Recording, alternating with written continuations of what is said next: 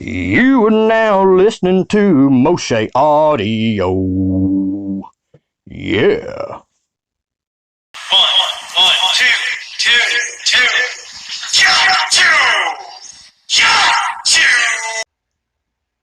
To start with his actual claim, this is generally the statement he uses when people ask why do you use that kind of language. He says, quote unquote, he uses it in its original Old English form from the Middle Ages, which meant an ignorant person. Now, there's a lot to go over right there. I had to break all that down, and I'm going to refute every bit of it. What he's doing, he's getting into etymology, history, pseudo-history. I'm not. Now, I will say that I do believe it's possible that with all the shit that Sally fed him, Sally or Ed or ex-father from Florida liable to have told him that's what that word actually meant. And it is simply not true. And there are so many discrepancies there, it would surprise you.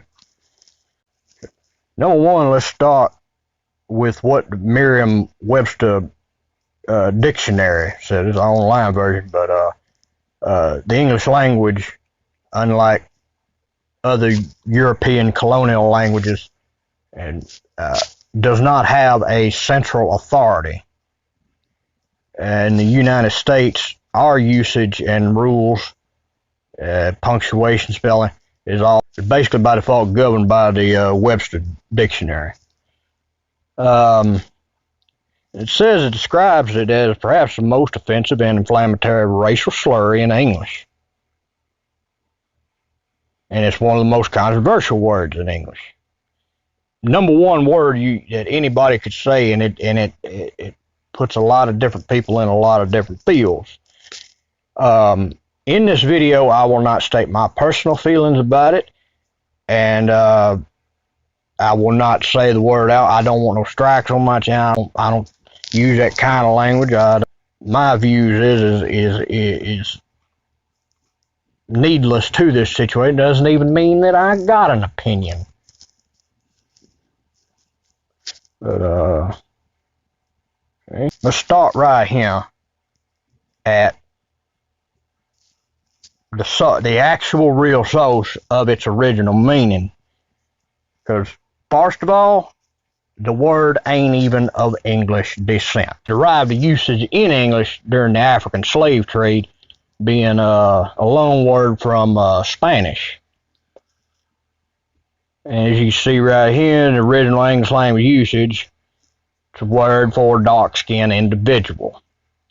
Now, I must make the point that I'm probably spent about an hour going over all kinds of information and could not find one source on the entirety of the internet that said that word at any point in history meant an ignorant person. He either made it up or something that one of his idiot family members or his idiot friends told him and he takes for fact. Okay, there's that part refuted.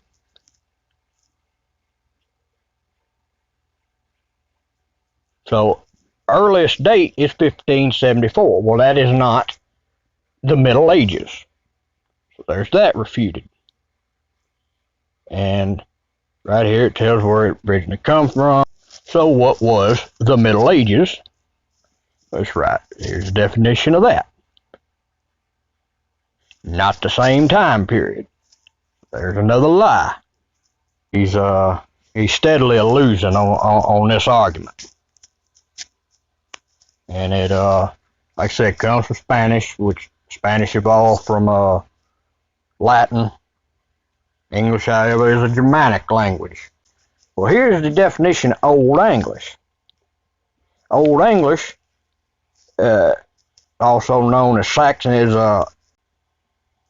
it tells when it's but after the Norman conquest, over the course of about 300 years, it merged with Old French, also called Norman French, to become Middle English.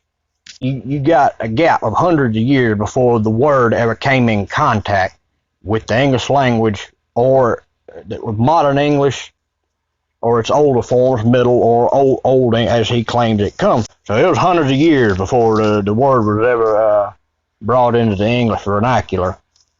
During the 18th and 19th century, it also come to describe a labor kit.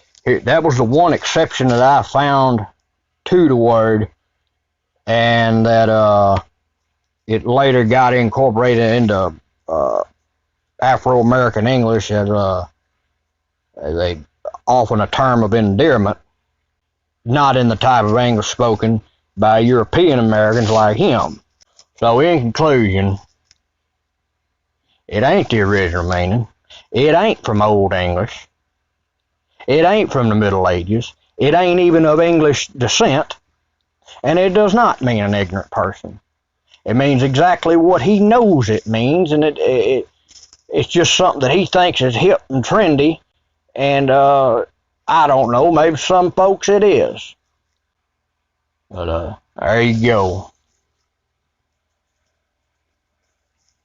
Hashtag Moshe always wins. And just, instead of doing like Cyraxx and yelling and screaming over people and accusing folks of bullying you and just rage quitting and deleting the channel, I calmly and with source material and time and a little patience, I have refuted everything he claimed, gave the actual scientific proof, and I think if I was put in front of a judge and jury, I believe that we would come back with a guilty verdict on him of being a gall-lamb liar. But there you go, folks. Catch me outside, how about that?